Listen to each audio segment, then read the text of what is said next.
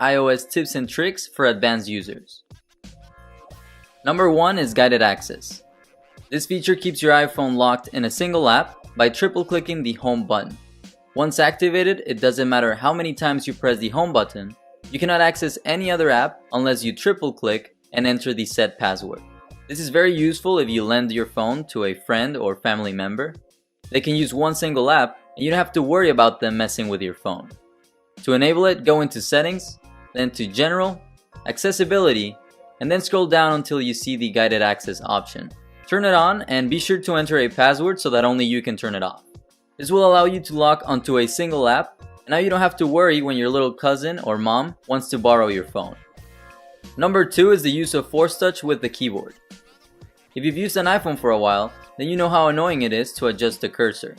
It's usually inaccurate because the letters are too small and you end up selecting something you don't want to. Well, now you can use Force Touch to move exactly where you want. Just press slightly harder on the keyboard and glide through a lot quicker. And this works with all the latest iPhones, so from the iPhone 6s and every model that has released after it. It just makes it much easier to navigate because your finger doesn't get in the way. Number 3 is the Japanese text emoji. This is a very cool collection of text-based emoji that can be accessed within the Japanese keyboard. To activate it, go to the Settings app, go to General, scroll down to the keyboard option, Keyboards, and then select Add New Keyboard. Select Japanese, and then Kana. To use it, long press the globe icon and select the Edit Keyboard. Click the face icon, and now you can choose from hundreds of options that will bring your texting game to the next level. For number 4, I'm going to show you how to reduce the animations on your iPhone.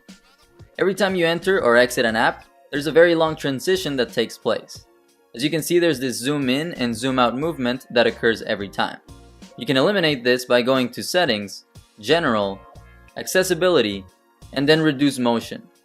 Turn it on and now you'll see how every time you exit an app, it is a much quicker fade out transition, which makes for a better experience if you don't like the original transitions.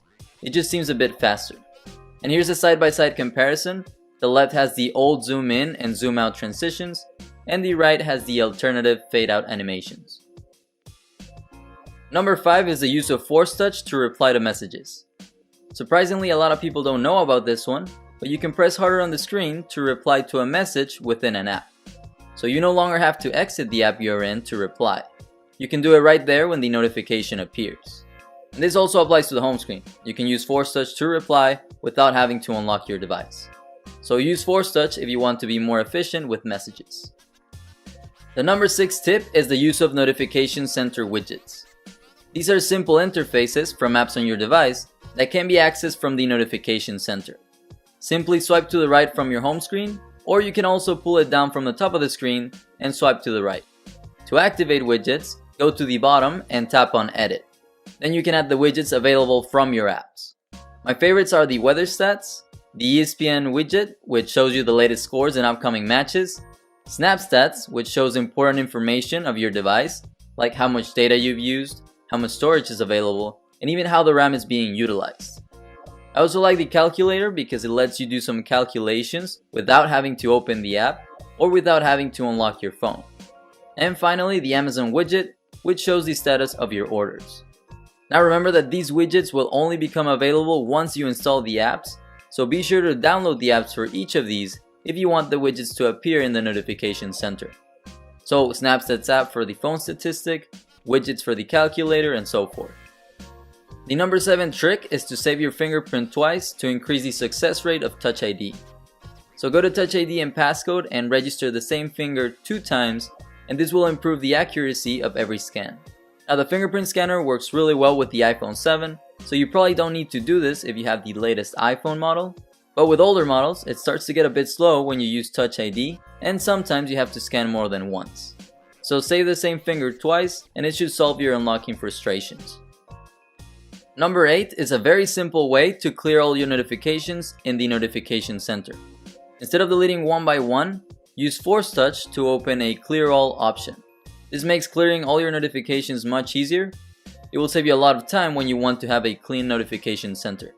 Oh yeah, and this tip also works with Safari, but instead of Force Touch, just long press on the tabs icon, and this should open an option to close all tabs with one click.